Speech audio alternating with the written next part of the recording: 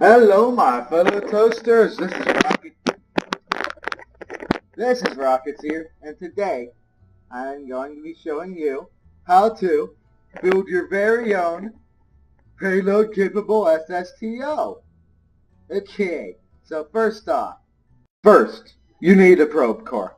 You have many options, but today I have chosen a very popular Sebastian model, characterized by its overcomplexity and no advantage over a single standard probe core. Perfect. Second, you want the fuel tank. You might be inclined to do something like this, as you can see here. I mean, you only need to get one fuel tank up to LKO, but you are absolutely wrong. That would be way too easy. Way below the expert we all know you are. Instead, you need the largest and most complex configuration, regardless of price or what you're actually trying to launch.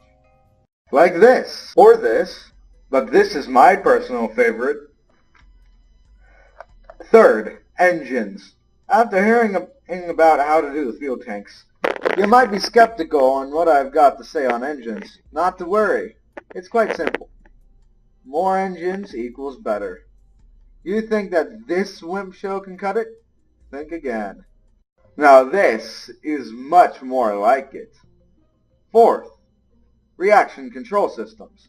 You might think that you could just use a couple dozen RCS thrusters and you'd be fine. Well, think again, because that is absolutely stupid.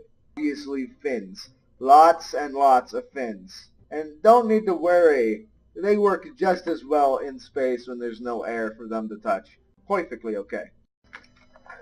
There we go. Doesn't that just look like the epitome of safety and comfort as it flies through the air? Oh wait, I almost forgot. The last thing we need to put on before launch. Aerodynamics. Simple, really. Just put as many flat surfaces pointed up as possible. Like that. Now, if you followed all of the steps correctly, your SSTO should be coming along nicely. Let's add a couple more fins just to be safe.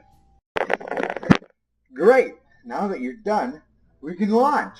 Great! Now that we have got it on the launch pad, all we gotta do is hit launch. It's working great so far. It's accelerating nicely. Nothing seems to be exploding. And everything is extremely laggy. And extremely laggy always means perfectly safe. Accidentally pushing down is perfectly normal. I can't believe we let them do this. We have got to make them pay. It is the only way. Let's see if we can land this. Cut power and engage the parachutes. Should be perfectly safe to land at an incredibly high rate. I mean, look at that. That's just perfect. A little on the way up, so we've got to deal with that. I bet it was the engineering team. Oh well, time to execute them. And now you need to all die! Yeah! Yeah! Yeah! Yeah! Yeah! Pretend they're all dead. Well, now that we've got rid of the engineering team, I bet they did something that made it so that it wouldn't work either way. I know, let's add a pilot. All we've got to do is just stick a command pod on there, and then, let's get Valentina and Dunbay. Yeah, those two together should work pretty well. Okay, now that we're all ready to go, let's launch. Well, it's doing a lot better than it was before. So that's pretty good, and it's even laggier, so you gotta know it's working there. Okay. Oh, okay, so if it wasn't the engineering team, then what would have it been? The craft destroyed itself, and we killed off the engineering team, so it couldn't have been them. Oh no. Oh. It's the Russians. We've got to go to war.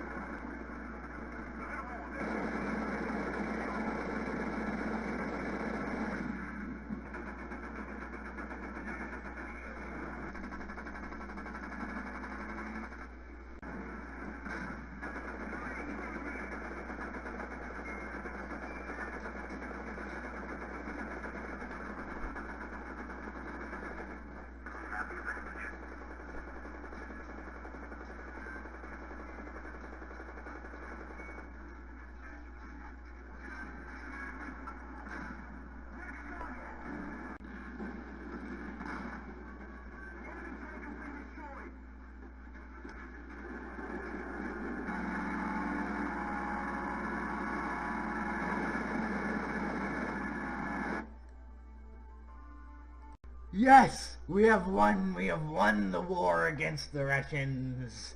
Yes. Yeah, after 24 years battling the Russians over what was probably just an engineering mistake. But I don't care. We beat the Russians. Wait a minute. What did we go to war against them again? I don't know. Well, anyway, make sure to keep that toast burnt, and I'll see ya.